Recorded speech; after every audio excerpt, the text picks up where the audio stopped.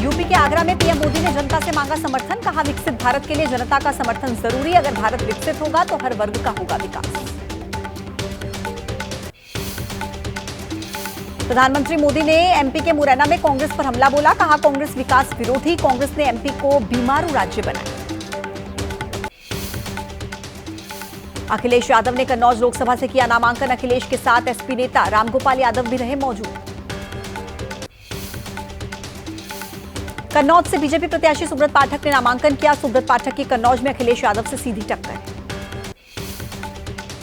कन्नौज से बीजेपी प्रत्याशी सुब्रत पाठक का बयान। कन्नौज में चुनाव में भारत बनाम पाकिस्तान मैच की तरह दिलचस्प रहेगा चुनाव।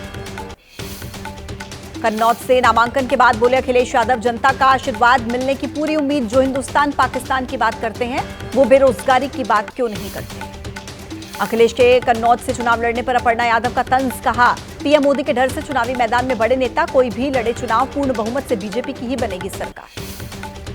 एसपी नेता रामगोपाल यादव ने सुब्रत पाठक पर पलटवार किया। कहा, सुब्रत पाठक की कन्नौज से इस बार होगी हार। सुब्रत पाठक कन्नौज से चुनाव लड़ने के लायक नहीं। एसपी नेता शिवपाल यादव ने बीजेपी पर हमला बोला। कहा, पहले चरण के चुनाव के बाद बीजेपी हताश, इसलिए कुछ भी बोल रहे हैं बीजेपी के नेता।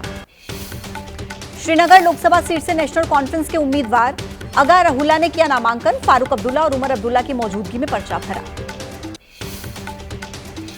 आम आदमी पार्टी ने जारी किया जेल का जवाब वोट से campaign song. Campaign song launching में अरविंद केजरीवाल की पत्नी और पार्टी के नेता रहे मौजूद।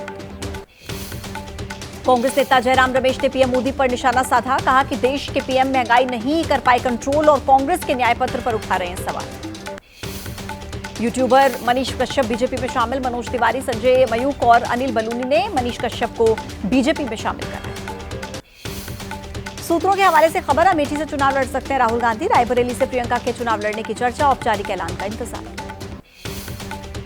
राहुल के अमेठी से चुनाव लड़ने पर गिरिराज सिंह का बयान। कहा, राहुल की बात को कोई सीरियस नहीं लेता। राहुल न इधर के रहेंगे न उधर। एनसीपी शरद पवार ने जारी किया घोषणा पत्र। कृषि, शिक्षा, बेरोजगारी, आरक्षण पर फोकस। गरीब महिला को सालाना 1 लाख देने का वादा। शरद पवार ने बीजेपी पर साधा निशाना। कहा, सांप्रदायिक एकता को तोड़ने की कोशिश में बीजेपी। इलेक्टोरल बॉन्ड के नाम पर देश में फैला रहे भ्रष्टाचार। आप नेता संजय सिंह ने बीजेपी पर बोला हमला। कहा कि 2024 के बाद इस देश में चुनाव नहीं होगा। सूरत इसका उदाहरण। देश से आरक्षण खत्म करना चाहती है बीजेपी। संजय राउत ने बीजेपी पर हमला बोला। कहा कि बीजेपी के पास पीएम के लिए कोई और चेहरा नहीं। इंडिया गठबंधन के पास पीएम पद के लिए कई चेहरे। बीएसपी ने 3 और लोकसभा प्रत्याशियों के नाम घोषित किए। सलेमपुर से भीम राजभर, भदोही से इरफान अहमद और हमीरपुर से निर्दोष कुमार दीक्षित को टिकट दिया। सैम पित्रोदा के बयान पर सीएम योगी ने कांग्रेस पर हमला बोला। कहा, जनता की संपत्ति पर कांग्रेस की नजर। घुसपैठियों को संपत्ति बांटना चाहती है कांग्रेस।